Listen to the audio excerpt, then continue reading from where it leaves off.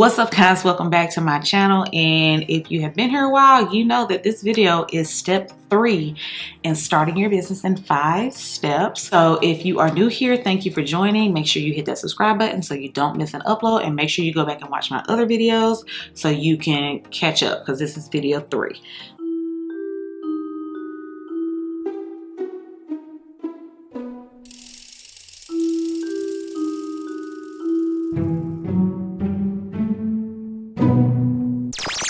Step 3 of starting your business in 5 steps is business establishment. So what that means is, this is the fun part. This is where we're shelling out money to become legit. So business establishment is going to be different for people in different states, different regions, different countries, all going to look different. But one thing about it, 2 things for sure, some money is going to be spent. I don't care where you are. If you start a business, you got to shell out some sort of money. So we're going to talk about all things business establishment. So for me, when I was establishing my first business, the only thing I really needed was an EIN. And EIN, surprisingly enough, is absolutely free. Do not let people charge you to get an EIN. It's free.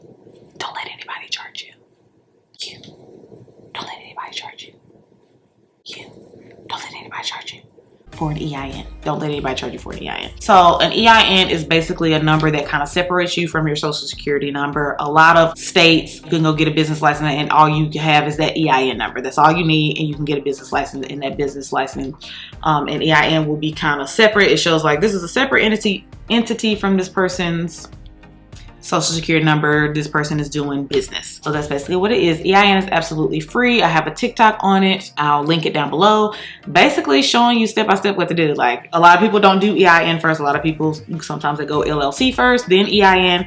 I feel like it just makes more sense to get the EIN first, because that EIN is then going to be connected to everything else. The next 3 steps is just going to depend on what you're trying to do. So if you need a virtual business addressing, which we talked about in step 1, it is not illegal to run a business from your home, but it does make your home address public record to whoever is buying from you. Virtual addressing. So at this point, you would need to go ahead and purchase that, have the address ready for the next 2 steps. And the next 2 steps just depends on your city, state, federal government, region that you live in. So either you're gonna get a business license or an LLC, or both. It just depends on your state.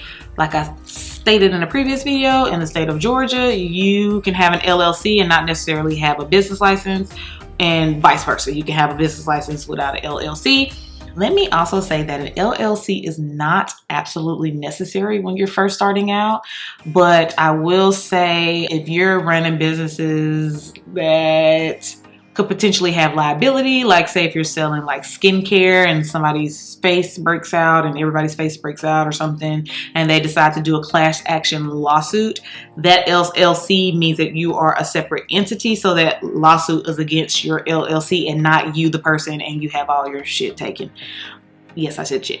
In those instances, I think LLC is good, but that's not something that you have to pursue immediately out the gate once you're starting your business. But that is something I would heavily consider, because not only that, you want to make sure that your name is safe. Those tax benefits, there's a lot of tax benefits to having an LLC. So, and special licenses, go ahead and get those as well. Go ahead and get you a business bank account. I listed a couple in the previous video, but I'll list them again. Like, get your business bank account. I would suggest banks that are known for giving out funding, that are known to be minority friendly, especially if you're a minority. I'm minorities. Definitely want to check those boxes off, and make sure that you're finding a bank. Not saying you have to, but finding one that has no monthly fees, no minimum down, like to put no minimum deposit or 0 deposit, and things of that nature are so like a breath of fresh air when you're a new business owner. You can always get another business bank, but you definitely don't want to start out paying $10 and $15 fees just because you don't have any income coming in because you just started your business. So keep that in mind.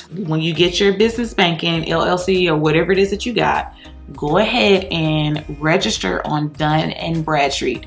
Dun & Bradstreet is basically your business credit. And once you have your LLC and EIN and all those things, you got to have an LLC. for that specifically. But once you get those things lined up, and you can start like building your business credit from there. I know a lot of people are like, oh, I thought business credits just came naturally. It's like, no, you have to go to Dun & Bradstreet to register. Next, you want to go ahead and purchase your domain, either through the web host, which I advise against that, but whatever web host, GoDaddy, Wix, or whoever you're using, you can get it through them, or you can go to places like Namecheap. That is what I use. I love Namecheap because you can get domains for like $3, $4, $5. They have so many amazing discounts when it's time to renew. They'll have like discounts and it'll be the $3 again. I just like doing it that way because I can take my domain wherever I want to go without any hassle, because it's absolutely mine. It's not connected to anything, like it's mine. After you purchase your domain, what you can do after you've done that is now you can go get a professional email address. So you remember when I told you in the last step, like, hey, go to Gmail, make you a regular Gmail account for your business. Now that you have the domain, you can go back to Google and get a professional Gmail, professional business Gmail account. It's literally only $6 a month, y'all. Like, a lot of people are running full-fledged businesses, and it says, yeah, you can contact us at mybusinessname@gmail.com, and don't realize that makes you lose so much credibility. I know if I'm trying to patronize or patron, whatever, I don't know what the fucking word is. But when I'm trying to like go into a business and I see that their contact is something at gmail.com or Yahoo or AOL or whatever, I'm immediately like, okay, this is sketchy. Are they really a business? Are they really? And I know that's very, very harsh. I'm pretty sure that they are most of the time. But you want to be legit, go ahead and just go through Gmail. It's literally $6 a month. You're not even going to notice that $6 is going out of your account. And you'll just take the domain that you just purchased and put those, you'll register it with Gmail, and then boom, you have a professional business email account through Gmail that quick. Now, next, you're going to go ahead and obtain your payment processor. Again, payment processors are things like Stripe, PayPal, Shopify has their own payment processor. So depending on what web host you decide to use, web host as in Shopify, Wix, GoDaddy, whoever you're going to do your website through, Squarespace, they might also have their payment processor on their own. I know for a fact that Stripe is really popular, and most website hosts and companies in general just automatically are like, hey, we integrated with Stripe. Stripe is a really popular one, and it's really easy. It's not like some payment processors, they don't want to run our credit and all this other stuff, but with Stripe you can just sign up and you immediately are like in that guy. So also go ahead and get your bookkeeping software apps or whatever it is that you need. A lot of people are like, oh, I love QuickBooks. I like QuickBooks too, don't get me wrong, but there are free options out there. Wave is what I use. Free wave.com is free to use. Expensify is more so an expense tracker, but that's free to use. It's more items out there that are free to use, especially when you're first starting out. You definitely don't want to pay like $36 a month and you're not even bringing in any income. Go ahead and get your website host purchased so you can start working on building your website. You can take that website domain and actually purchase your web host. Most you can pay per month, but it's always cheaper to pay by the year. So make sure you're looking out for those discounts and special emails from those web hosts. Because I know, for example, like Shopify, they were running this deal when I was working for a client. I was trying to get their website together, and they were running a deal like first 3 months $1. And then you pay for the year after the first 3 months. So it's like getting a free trial for the first 3 months for $3 versus getting only the 7 days, which I don't think 7 days is enough to try out any sort of web hosting, but for whatever reason, Shopify thought 7 days was enough. Hopefully it's drag and drop.